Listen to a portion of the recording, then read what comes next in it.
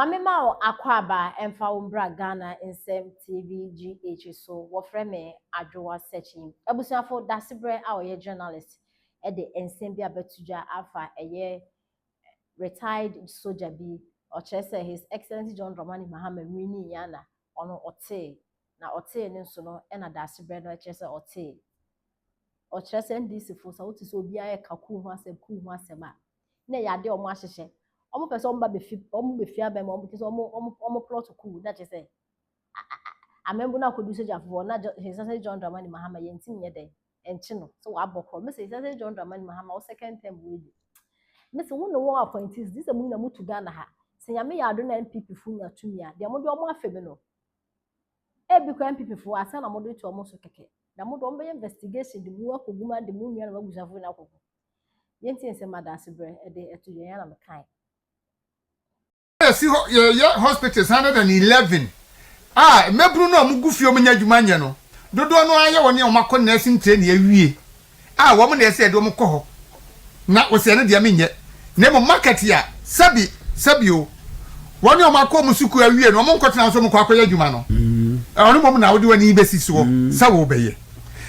Reja Children's Hospital yesi we Oka sa fa we kese guma so on fa kra benya nipa be 100 yeah and so John Mahama say ne de enye nasem onfa ho onfa nye hu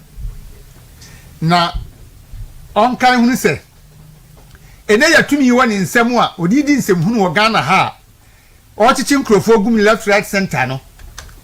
Rollins na nanti ene wo no ye president no okọ na ono so bekọ na okọ wi a woni nasefo no nso die oye nkrofo enne yi no ebi beto wo mo mama o mani remfi because the oye ne no tumi no kura no nti ena odidi sansem hunu no oni tumi a ko ntimi nya de oyi na tumi ni firi ni nsa wie ni ehunu se ya bubu wa pra wie ti se de wo ye Rollins ya ne ese di nketia no pa Rollins ko fa no firi se kwa e de ba ha bi timi ka se Rollins ye te ai backing dog no atemu no a who are you John Mahama hwe omo kuku sem na mo keka no John Mahama plan bi a me say obedi ade a no bi ka kire me o ye retired soldier say John Mahama de o ye ni nyina ni se ne time no beso a obema o ma yiku eniti no ba o ye soldier fo mpanifo ni nyina ho no to ye ku di a ene MPP nyama say en ma ba be ye enema bi abehwehwehwe o munwuma mu but masa Rollins ba na afirifa otifie anso kwachire no bekum no kanofuriata gabi ochire akon na nasanti be die tu say din amabubu na na akufu ado wo da bi ne bomti kura asem na na akufu ado wa ben mu no yet how powerful and ye kire so moye ye kan say gabi kura do prime minister kanofuriata you untouchable yet nsem a ni how powerful a no moye o Ghana. But fast forward 2025. Furiata aka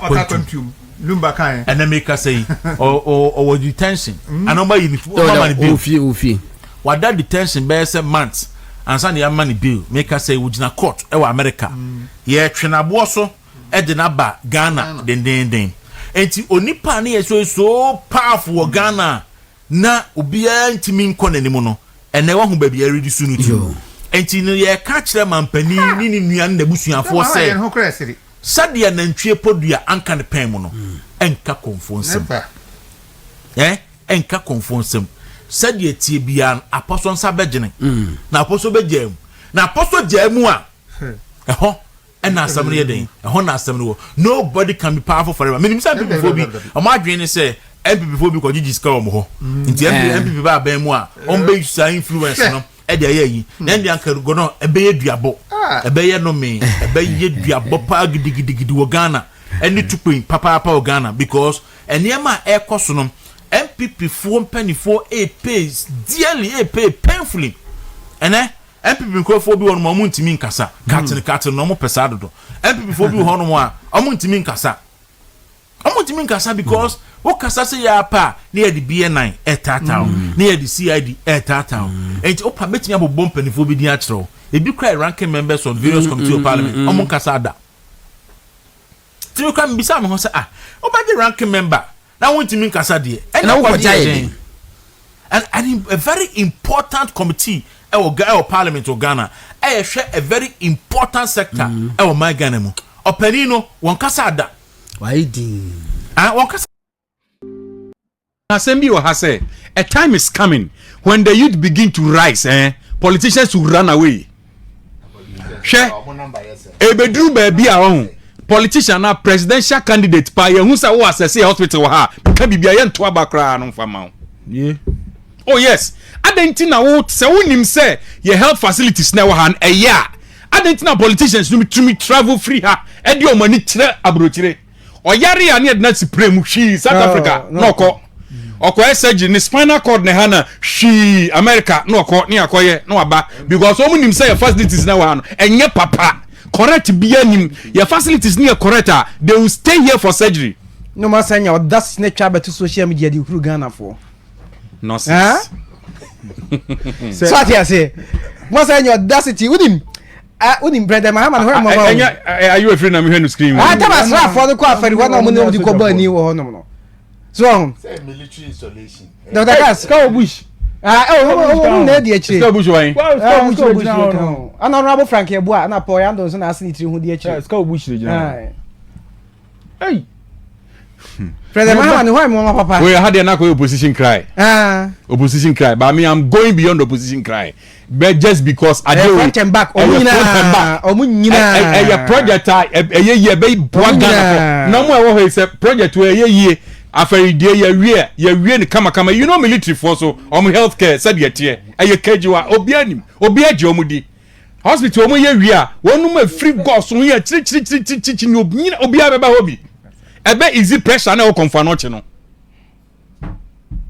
na just asana me kan no kra no wan fa no rodori adasemo me ka so mu yi agenda 111 baako emfanye dialysis center no so msi akoti o yidi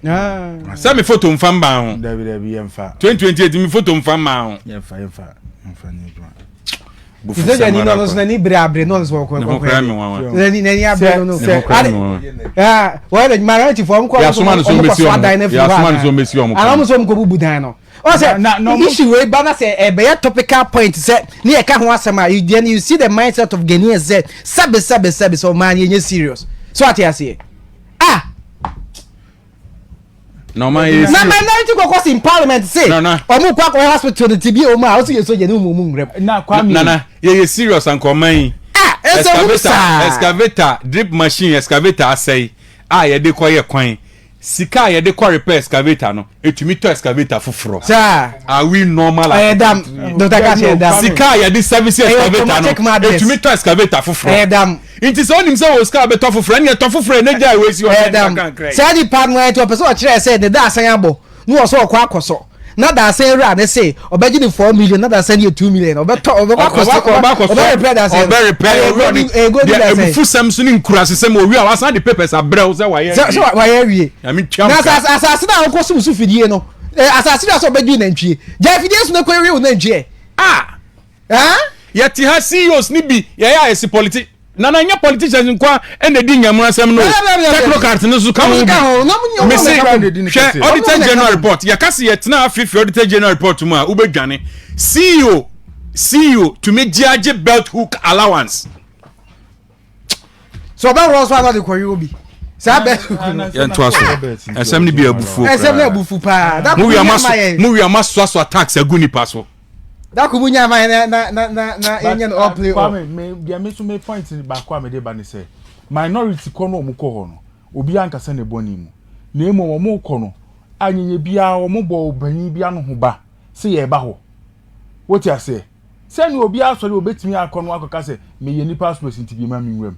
what you dey me chia say enti na ho na ye mansini e wo aban krache panyi wo ho no anya hwem na hye badwani wo ho no wo kuma na fa kwagu de okay de mfa dabi ayo moduma omunim because abanka chipanyi na okofre no fra ono e dissect chairman okofre hwan okofre man akonkran because e minority nti o meka se de bi me see go kwa gina ho no before aseme na okay mala mi satie wonim on the soldier for na so mo ba one na ma kwan say minority for brand mo di aba na the same thing I am mo me concept so